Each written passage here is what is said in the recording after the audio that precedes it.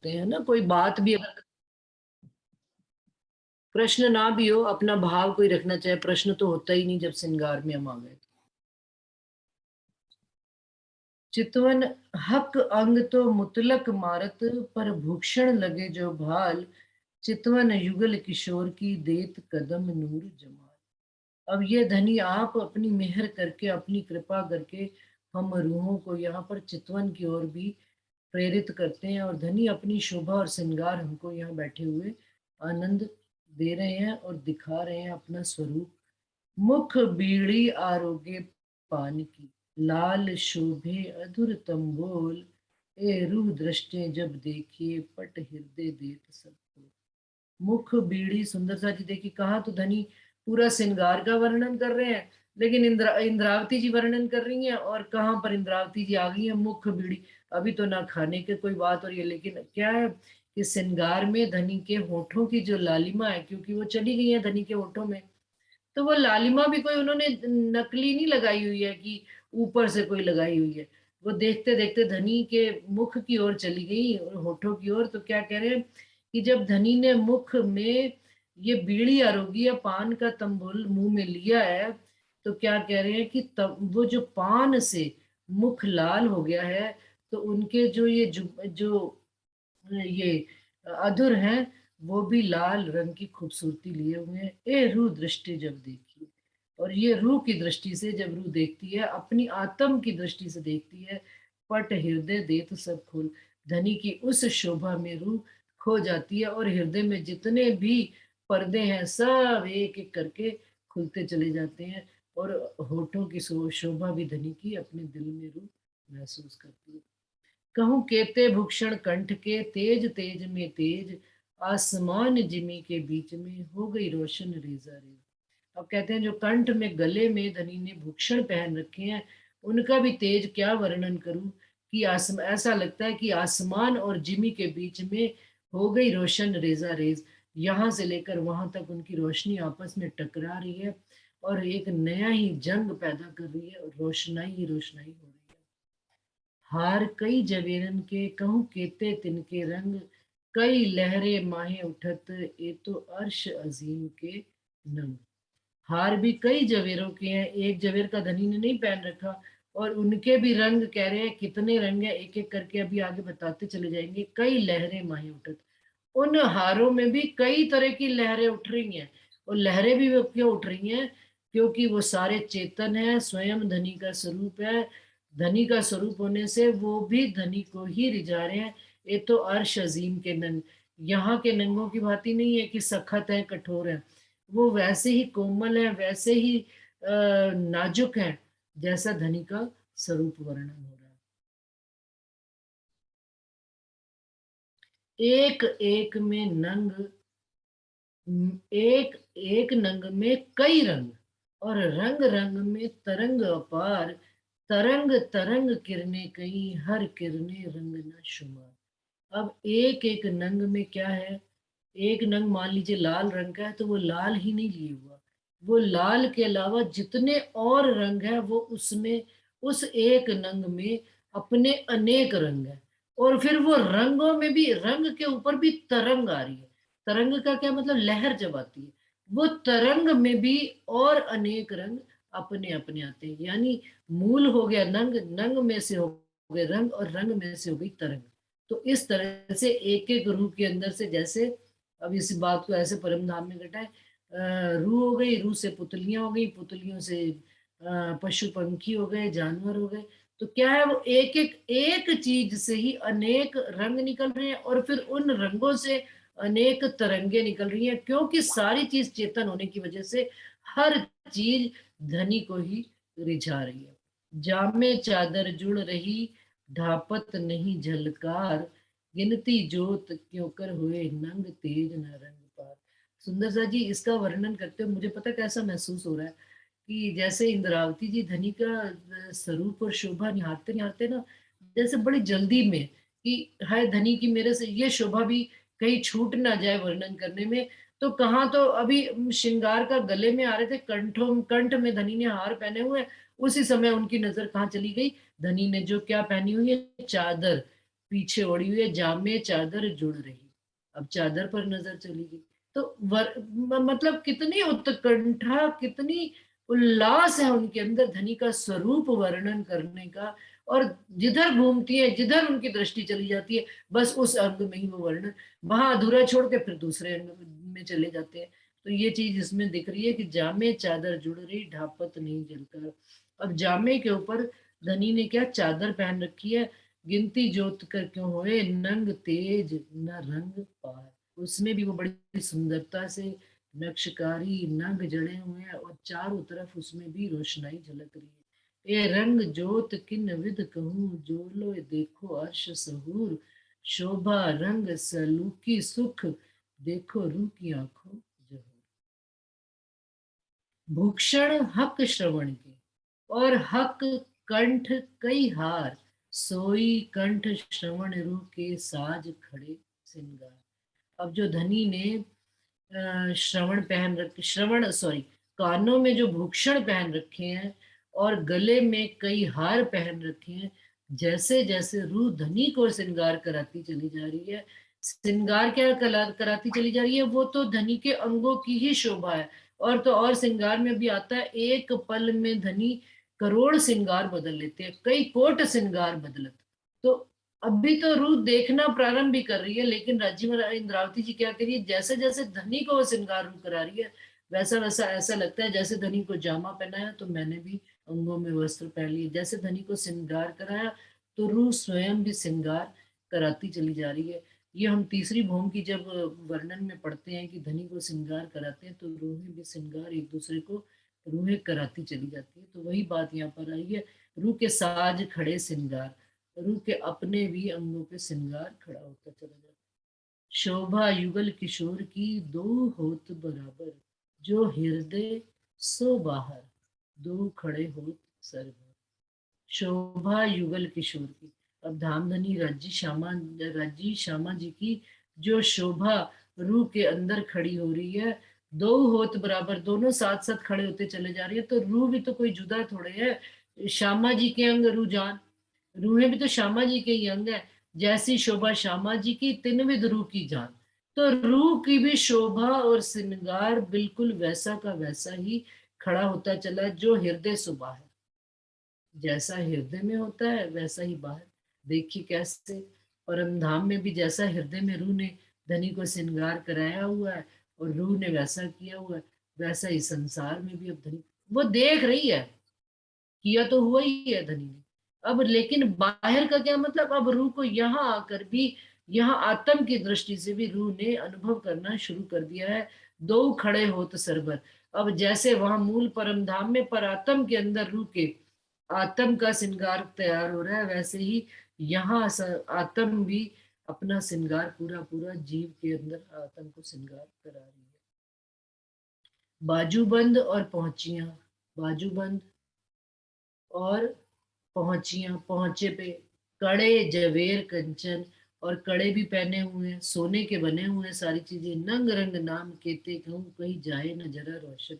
सुंदर सा जी, जरा हम जब श्रृंगार करते हैं या राजस्थान में एक दुल्हन का जो श्रृंगार किया जाता है, मेरे ख्याल से पूरा का पूरा श्यामा जी का श्रृंगार, उसमें कोई भी चीज ऐसी नहीं होती। और जब हम संसार में ये सब श्रृंगार की वस्तुएं देखते भी है ना, तो एक ही बात ध्यान में आती है कि मेरी श्यामा महारानी ने और मेरे धनी ने भी, अब बाजूबंद उन्होंने कहा धनी ने पहना हुआ है, उन्होंने जबकि जामा जो पहना है, जामा कैसे, जामा की बाहें जो है पूरी यहाँ तक है, और उसमें भी मी मी बारीक बारीक चूड़ी आई हुई है, लेकिन बाजूबंद धनी ने यहाँ बांधा हुआ है। और आगे क्या पहने हुए, कड़े पहने हुए हैं सोने के। नंग रंग नाम केते कहूँ, कही जाए न जरा रोशन। मुंदरियां दसों अंगुलियों, दसों उंगली में क्या, धनी ने अंगूठियां पहन रखी हैं। एक छोटी की न कहवाए जोत, अर्श जिमी आकाश में हो जात सबे उद्योत। एक छोटी भी, जो छोटी से छोटी भी है अंगूठी जो पहनी हुई है, उसकी ज्योति का प्रकाश नहीं आता। तो दसों अंगुलियों में तो जब धनी अपने हाथ से उठा के पान का बीड़ा मुख में लेते होंगे सुंदर सा जी, और रूह के मुख में डालते होंगे, और दसों उंगलियों में दसों अंगूठियां, वाह क्या शोभा धनी की होती होगी।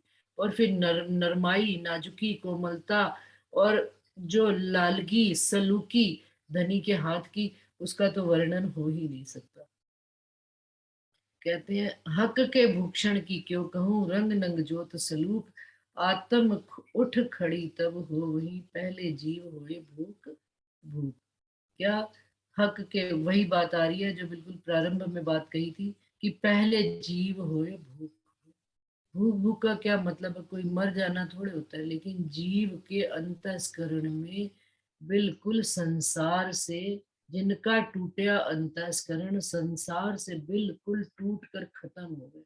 जैसे कि इंद्रावती जी के प्रसंग में हम देखते हैं कि संसार की लोक लाज मान मर्यादा, उन्होंने सरकार का खूंटी पे टांग दो जिसको धनी चाहिए, शान इज्जत अहंकार सब चीजें रूह की। धनी ने जीव का कोई भी इतना सा भी वजूद के अंदर कुछ रखा नहीं। भूख मतलब जल कर भूख भाग ठंडा पड़ गया, अब बिल्कुल वो कहते हैं ना, मरा पड़ा है जीव। तब धनी उसको रूह को अपने इन सारी शोभा का और श्रृंगार का एहसास कराते हैं, और तब रूह खड़ी होकर, तब जीव के ऊपर रूह खड़ी होकर धनी रूह से सेवा ले। रूह भूषण हाथ के हक भेले हो तो तैयार। जिस प्रकार से धनी के चरण, धनी के हस्त कमल की शोभा है, उसी प्रकार से रूह के भी भूषण वैसे के वैसे ही आ रहे हैं।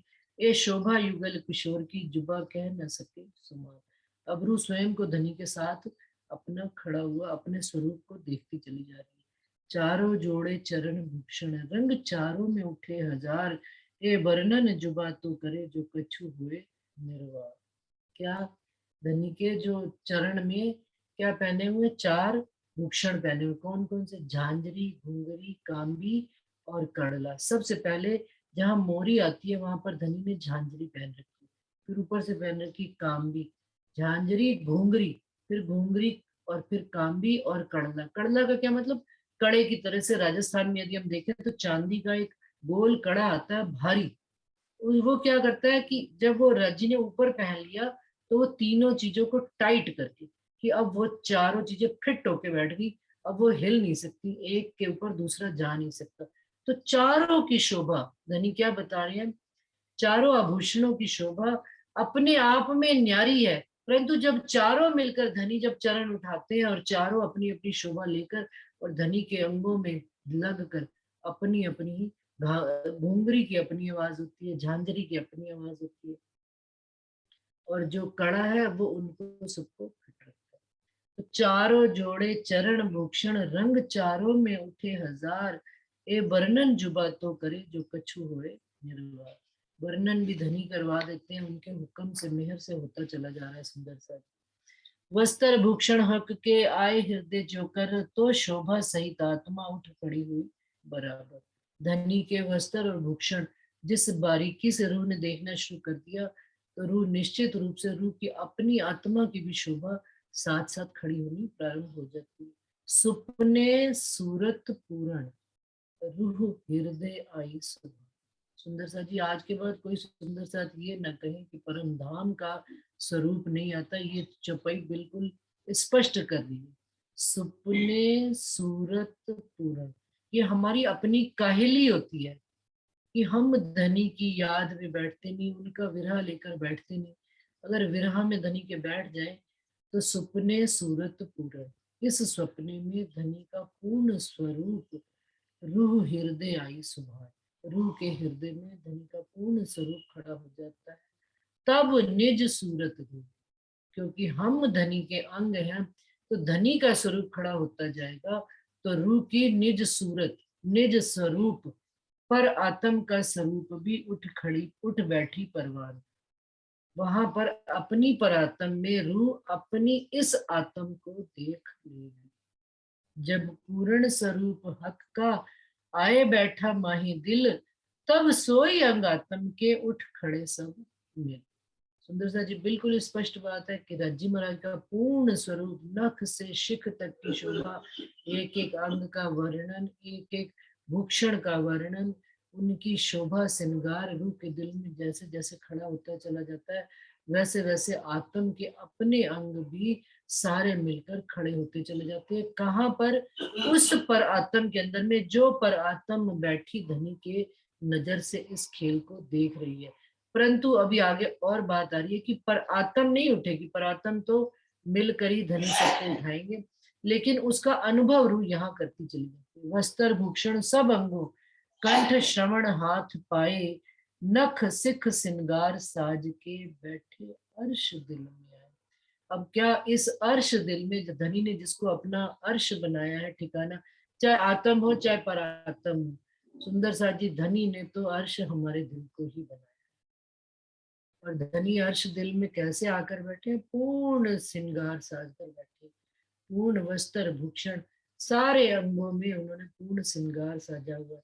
कहीं पर भी कुछ भी वो नहीं है कि हम कह दें यहाँ पर कंठ में हार नहीं है और कानों में भूषण नहीं है, हाथों में और चरण कमल में पूर्ण श्रृंगार शोभा लेकर धनी नख से सिख तक पूरा श्रृंगार साज कर धनी ने हमारे दिल में बैठे। अब वो दिल भी कैसा होगा जिस दिल में धनी पूर्ण श्रृंगार लेकर बैठे? वो दिल कोमल, नरम, किसी के प्रति कोई, क्योंकि जब तक साथ जी साफ हुए बिना अखंड में क्यों कर पहुंचत, यहाँ पर तो साफ होना ही होना है।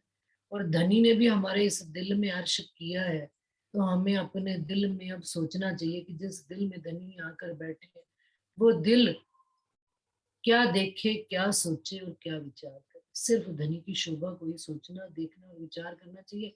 संसार की कोई बात का, किसी बात को दिल में आ जाती है, इस बात से भी इनकार नहीं करते, क्योंकि बुद्धि जो है ना, बुद्धि कहीं ना कहीं फिर, लेकिन जब दिल में हम अपने उतर जाए गहराइयों में, दिल की गहराइयों में, सागर में, तो उसमें बस धनी ही धनी दिखना प्रारंभ हो जाता है। ये अवस्था जब जब जीव हो जाए भूख, हमारा जीव जब भूख भूख हो जाए संसार से, खत्म हो जाए, जब बैठे हक दिल में तब रूह खड़ी हुई जान, हक आए दिल अर्श में रूह जागे का यही निशान।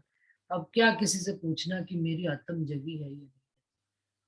जब झुकाया सिर जरा और आपको देख लिया, ये भजन एक आता है हमारा स्वर्णा आंटी का, तो उसमें जब झुकाया सिर जरा और उनको देख लिया, ये आशिकी उन्हीं की है।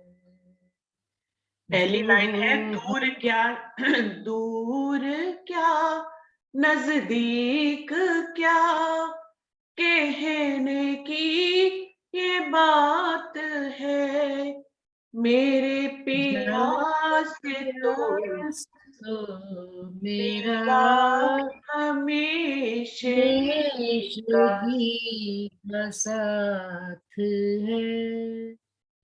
आगे बोलो। ये इस लाइन, ये पैरा इसी का ही है, लेकिन ये पहला पैरा तुमने बोला है। हाँ, ये आशिकी उन्हीं की है जो हमारे हैं पिए, तो ये धनी की एक आशिकी। दूजे के हैं हम,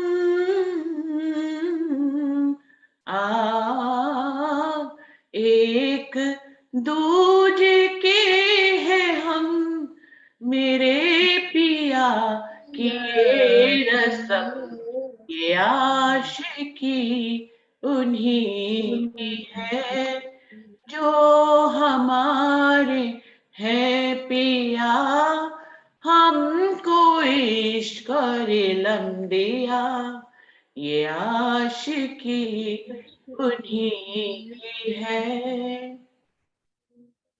उसका नहीं याद आ रहा हक जो के, जब झुकाया सर जरा सा, अभी अभी अभी बोल देंगी। अंजू हक के बोलिए। दिल का इश्क, हक के दिल का इश्क रूह पैठ देखे दिल माहे, तो हक इश्क सागर से रूह निकस न सके क्या है।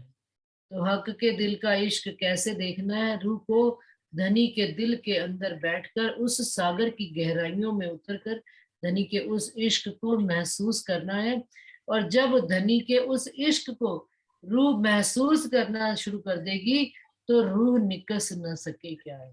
रूह उस दिल से बाहर कभी आना ही नहीं चाहिए, बस उस दिल में ही डूब जाती है। सुंदर सा जी, जिनको देखा हो कभी आप लोगों ने सागर में तैरते हुए, तो वो क्या करते हैं, ऑक्सीजन लेकर गहराइयों में उतर जाते हैं। क्यों? क्योंकि उनको सागर के अंदर उन चीजों को देखना और विचार, ऊपर ऊपर से नहीं। तो ये जो श्रृंगार है, ये सागर की गहराइयां हैं, धनी की गहराइयां हैं। धनी के श्रृंगार में डूबने के लिए हमको दिल रूपी सागर में डूबना ही पड़ेगा। डूबे बगैर हम चाहें कि हम बाहर बैठे देख ले, तो नहीं देख सकते। हम जब गहराई में, अब ऑक्सीजन क्या, ऑक्सीजन ये वाणी, इस वाणी को लगा लीजिए और गहराई में उतरते चले जाइए, देखिए सारा श्रृंगार धनी का दिखना प्रारंभ हो जाएगा। जो हक करे मेहरबानगी तो इन विध होए हुक्म, एता बल रूह तब करे जब उठाया चाहे खसम। जवाब भी राजीव महाराज आप खुद ही दे रहे हैं कि जो हक करे मेहरबानगी, धनी जब रूह पर मेहरबानी कर दे और धनी का हुक्म ही आ जाए और रूह को उठाना चाहे, ये बल भी रूह तब करती है जब धनी खुद चाहते हैं कि धनी रूह मेरे रूह स्वरूप शोभा श्रृंगार में खो जाए, तो धनी ये रूह बल भी तब ही करती है। श्री महामती हुक्मे कहते हैं, जो होवे अर्श अरवाहे, रूह जागे का ये उद्यम, तोले हुक्म सिर चढ़ाए। श्री महामती जी इंद्रावती जी कहती हैं, धनी के हुक्म से कि जो परम धाम की अर्श अरवाहे रूहें हैं, रूह जागे का ये उद्यम, रूह को जगाने के लिए हमको ये उद्यम, ये प्रयास लगातार करना ही चाहिए, क्योंकि तोले हुक्म सिर चढ़ाए। धनी का हुक्म तो आया ही हुआ, धनी का अगर हुक्म ना आया होता सुंदर सा जी, तो ये वाणी ना आई होती। वाणी आई है, उसमें श्रृंगार आया, तो श्रृंगार का वर्णन भी आया, तो हमारे वास्ते ही आया। तो रूह को लगातार धनी की शोभा श्रृंगार को निहारते रहना चाहिए, विचार करते रहना, जब तक ना दिखे लगे रहिए, सतत प्रयास में लगे रहिए। कल हमको एक सुंदर सा जी कह रहे थे इस बात में कि पहले तो क्या होता था कि हम धनी का विचार नहीं करते थे, तो बीमार भी है, सिर दर्द है, ये है वो है। अब धनी की चार चौपाइयां पढ़ ली, वाणी पढ़ ली प्रातः काल से, और विचार करना शुरू कर दिया, सारा दिन संसार के काम करते रहे, तो दीदी पता भी नहीं लगता कि कहाँ बीमारी और कहाँ कुछ। ये हमको एक लाभ ये भी हमको इस वाणी से मिलना शुरू हुआ कि जब जिसका जैसा विचार, जैसा खाइए अन्न वैसा हो जाए मन, तो जैसा विचार वैसा ही आचरण भी हो जाता है कि हम धनी का ही विचार करते हैं, रोग सब चीजों से दूर, और धनी के ही आनंद में और इश्क में हम मगन रहते हैं। प्रणाम जी सुंदर साथ जी, चौपाइयां दोहरा देती हूँ, प्रकरण पूरा हो गया है। श्री महामती हुक्मे कहत हैं, जो होवे अर्श अरवाहे, रूह जागे का ये उद्यम, तोले हुक्म सिर चढ़ाए, तोले हुक्म सिर चढ़ाए। बोलिए श्री प्राणनाथ प्यारे की जय, बोलिए श्री सतगुरु महाराज की जय। सुंदर सा जी, कल एक प्रश्न उन्होंने शारदा दीदी ने पूछा था, चौपहलू मदालिया, तो उसके बारे में, वो शिरजी साहिब जी का स्वरूप आता है। श्रीजी साहिब जी ने हार पहने हुए हैं, पहला कंठी पहनी हुई है सुवर्ण की गले में कंठ से लगी हुई, दूसरा जो उन्होंने हार पहना हुआ है चौपहलू मदालिये का। वो मदालिया क्या होता है सुंदर सा जी, यदि हमें पता, मदालिया शब्द गुजराती शब्द है, और ये क्या है कि जैसे हम बच्चों को गले में ढोलना करके पहनाते हैं, यदि देखा हो हमने, जिसके बीच में ढक्कन होता है, राज्य का नाम डाल के उसमें ढक्कन डाल बंद कर देते हैं, या जैसे पिक्चरों में भी देखते हैं कि गले में लोगों ने लॉकेट पहने होते हैं, ऐसे करके खोला और उसमें इधर भी पिक्चर इधर भी अपनी फोटो लगाई होती है।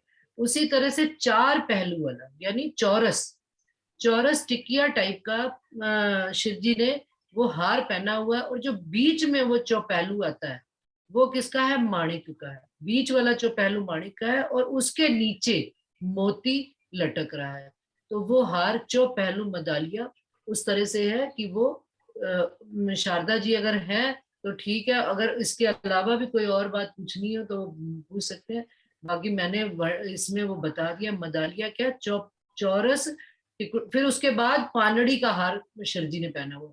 पानड़ी का क्या अर्थ? पान की शोभा लिए। तो इस तरह से उन्होंने 5 हार शिव जी ने पहने हुए। प्रणाम जी सुंदर साथ जी।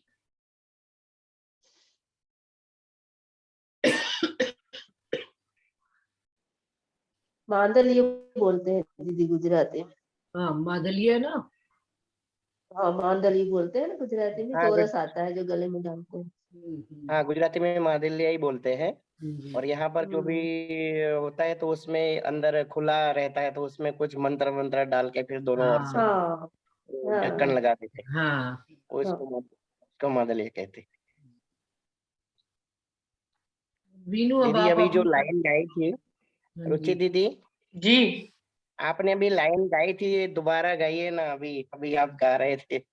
हाँ उसका मैं किताब ले आती हूँ, पूरा भजन गाते हैं। अभी रुक जाओ, पूरा वो भजन सुनो। है हाँ तुम जी जी जी। सदा इस तरह मेरे दिल में हो पिया। प्रणाम तुम जी। सदा इस तरह मेरे दिल दिल में में हो।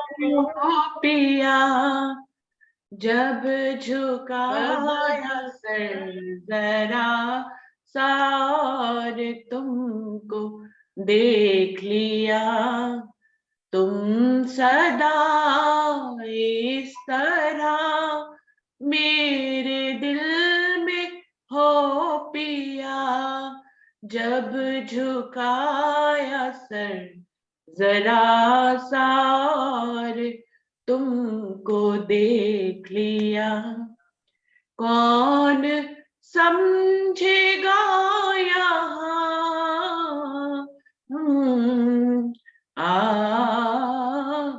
कौन समझेगा यहाँ ये अनोखी दास्तां, ये आशिकी उन्हीं की है जो हमारे हैं पिया, हमको इश्क और लंबिया, ये आशिकी उन्हीं की है।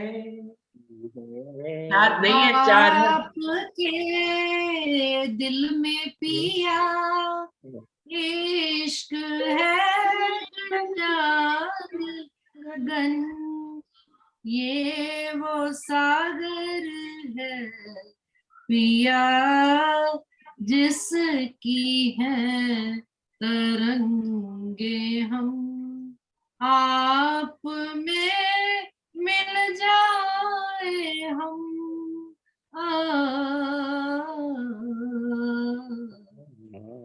आप में मिल जाए हम, या समाओ हम में तुम, ये आशिकी हमारे है पिया,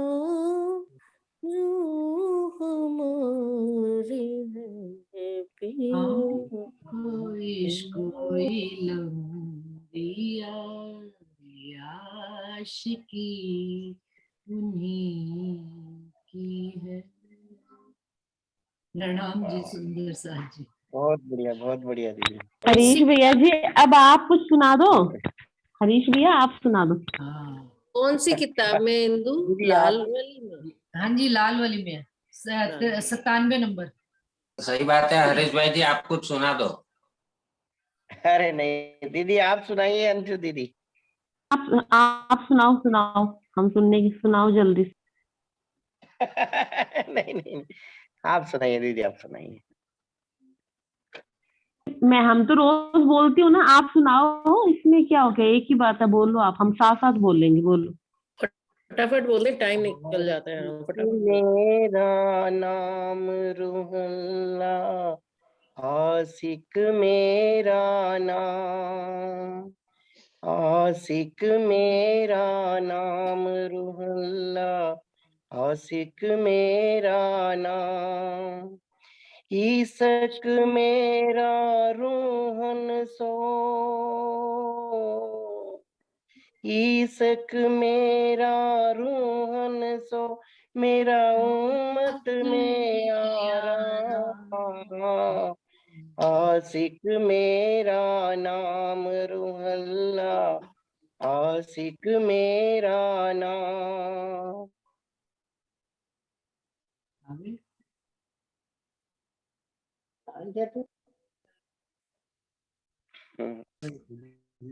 इलम ले चलो अर्श का खोल होगी। जो इश्क के सागर में डूबे अपनी मंजिल तक आ पहुंचे, बेखुदी की राहों पर चलकर अपनी मंजिल तक आ पहुंचे, जो इश्क के सागर में डूबे अपनी मंजिल तक आ पहुंचे, जो बसते हैं मैं खानों में और जाम इलाही में उलझे, पीकर साकी के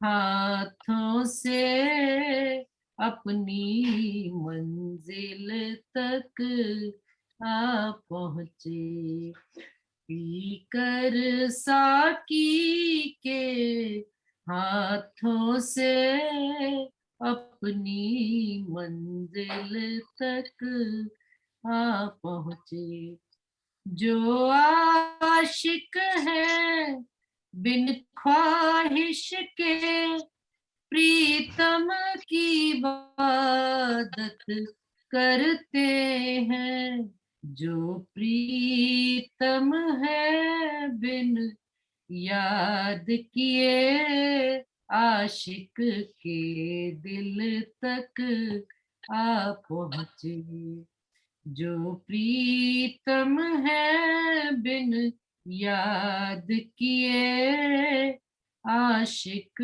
के दिल तक आ पहुंचे, दुख दर्द की लहरों पर आशिक बेखौफ गुजारा करते हैं, दुख दर्द की लहरों पर आशिक बेखौफ गुजारा करते हैं, वो इश्क नहीं जो मौजों से डर कर मंजिल तक ना पहुंचे, वो इश्क नहीं जो मौजों से डर कर मंजिल तक ना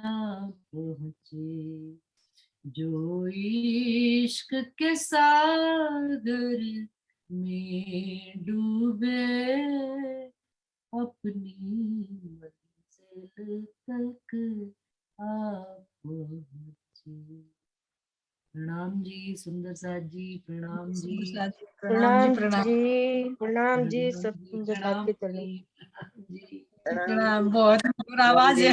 नहीं बहुत अच्छा लगा ये वाला है ना। इंदु दीदी एक दिन अब आप भी बोलना करो, इतना तो अच्छा बोल है, अब आप भी बोलना पता है किसी क्या दिन। होता है, जब मैं 1.5 घंटा बोल लेती हूँ ना तो मेरा गला खुल जाता है, सुबह सुबह 6 सवा 6 तो बोलती नहीं ना फिर खुलता, इसीलिए मैंने आज लगा दिया। नहीं अच्छा बोला है, किसी दिन नंबर ले लेना। बहुत अच्छा, बहुत अच्छा। गायन तो ये अंजू दीदी भी अच्छा करती है, बहुत अच्छी आवाज इनकी दिल को छूती अरे है। हम तो बाथरूम सिंगर है, अंजू तो बिल्कुल फर्स्ट क्लास सिंगर है। नहीं, इनके शब्द ना हार्ट टचिंग है, इनके शब्द। सब बहुत सुंदर अच्छा। स्कार को सभी सुबह दे के रखी है राज जी ने। जी आज तो जी देखो देखिए एक रंग में अनेक रंग और फिर अनेक रंग में अनेक तरंग, तो धनी का एक रंग आता है तो अपने साथ अनेक रंग लेकर आता है, एक रंग नहीं लेकर आता है।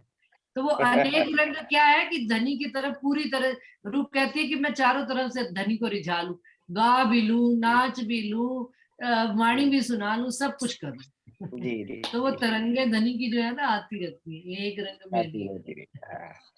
एक सवाल आ रहा है मेरे दिमाग में, हाँ थोड़ा सा जी, आप इसे क्लियर करिए। जो अभी श्रृंगार का वर्णन चल रहा था जी, महाराज जी ने वो पहन रखी थी गले में, हाँ। क्या नाम दिया उसका, दोबारा से एक बार बताना। चौपहलू मदालिया, श्री जी मदालिया। साहिब, हाँ जी, श्री जी साहिब जी के स्वरूप में आती है। तो वो तो है, लेकिन उसके जो बताया आपने कि वो डाल के उसमें ढक्कन बंद कर देते थे, श्री जी के गले में जो पहना था तो उसमें क्या था, ढक्कन के अंदर क्या था? नहीं नहीं नहीं नहीं नहीं नहीं नहीं, नहीं, नहीं। वो श्री जी नहीं पहनते थे। मैंने सबको, सुंदर साथ को एग्जाम्पल दिया है कि हम लोग जब हाँ, हाँ। बच्ची के गले में ढोलना पहनाते हैं, उस हम्म, तरह का चौपहलू, 4 पहलू का मदालिया वहां का श्रृंगार है गुजरात का। 4 कॉर्नर वाला। हाँ जी, हम्म। हाँ जी, 4 पहलू। ठीक। अच्छा अच्छा ये अच्छा। हेलो प्रणाम जी। एक प्रणाम। छोटे बच्चे को कुछ हो जाता है, जैसे कुछ हो जाता है तो जादू टोना करते हैं उसमें, और कुछ बंद करके पहना देते हैं तो ये बच्चा ठीक हो जाएगा, ऐसी मान्यता। हरीश भाई को पूछो, उसको अच्छा पता है। हरीश भाई हाँ, ऐसा ऐसा बताओ। मादलिया, मैदलिया, उसको मादलिया बोलते हैं। मैंने वही कहा। हाँ, दोनों साइड से ढक्कन आता है और बीच में कुछ मंत्र वंत्र बना करके लोग उसको मादलिया कहते हैं। मादलिया मतलब नहीं नहीं, हम पंजाबी भी यही करते हैं कि उसमें क्या करते हैं, एक कागज में राज्य का नाम लिख दिया, हाँ, राष्ट्र बस ध्वज बस लिख बस। दिया, और वो कागज मोड़ के ना उसके अंदर डाल के बच्चे को चांदी का वो गले में धागे में पिरो के पहना दिया, जी जी जी, बिल्कुल। हाँ, फिर राज्य यही उसके उसको साथ मादलिया जो में कहते हैं। राज्य की जो शोभा है, राज्य की जो शोभा है वो मादलिया नहीं है। नहीं। मादलिया जैसा है वो 4 कोना है, सिर्फ 4 कोना है। वो कोई डब्बी जैसा है ही नहीं है कि नहीं। उसमें वो कुछ रखे। सिर्फ ही 4 ये तो कोना जैसे ही राज्य का ये श्रृंगार में ये है। वो मादलिया जी नहीं, नहीं, लेकिन 4 कोना आया कि वो मादलिया है, वो मादलिया नहीं है। वो वैसे नक्कुर है। कहने का मतलब कि जैसे जैसे अपने प्लेट आती है, वो प्लेट में 4 कोना होता है, बस ऐसा ही है। वो कुछ कुछ दीदी अंदर डिजाइन बिल्कुल। सब कुछ डिजाइन नहीं है कि वो पेटी जैसा नहीं है, कहने का हाँ मतलब है। हाँ, बिल्कुल जी नरेश जी भाई जी। सही कह रहे हैं, क्योंकि उसके बाद वाला जो हाँ। उन्होंने हार पहन रखा है, वो उन्होंने पानड़ी की शोभा वाला पहन रखा है। तो जैसे उन्होंने अलग अलग डिजाइन के 5 हार पहन रखे हैं शिव जी साहिब जी। बिल्कुल सही नहीं, बात। प्लेट टाइप में हो गया 4 कॉर्नर वाला। हाँ जी, प्लेट टाइप में 4 कॉर्नर वाला हो गया, डिब्बी वाला सिस्टम ही। हाँ जी, हाँ हाँ दीदी, जी। प्लेट ही समझ लो, प्लेट ही 4 कोनों वाला नहीं, प्लेट। नहीं, ये तो मादलिया का एग्जाम्पल है, तो एग्जाम्पल दिया है, वैसा नहीं है उधर तो। हाँ। जी के गले में ऐसा नहीं है, तो एग्जाम्पल मादलिया का एग्जाम्पल दिया हम्म। है। बढ़िया, ये बहुत तो बढ़िया। वर्णन करने में उन्होंने मतलब मादलिये का एक मिलान करके बता दिया कि हाँ इस हाँ हाँ, तरह से। बस जी जी। चलिए सुंदर साथ जी, समय समाप्त हो रहा है। प्रणाम जी सब सुंदर साथ जी के चरणों में, बहुत बहुत प्रणाम जी। प्रणाम जी, प्रणाम जी। राम जी, प्रणाम जी सुंदर साथ जी। प्रसाद के प्रणाम चरणों में जी, कोटि प्रणाम प्रणाम। जी। प्रणाम जी। प्रणाम जी। प्रणाम जी।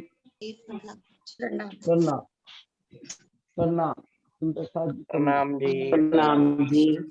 हाँ।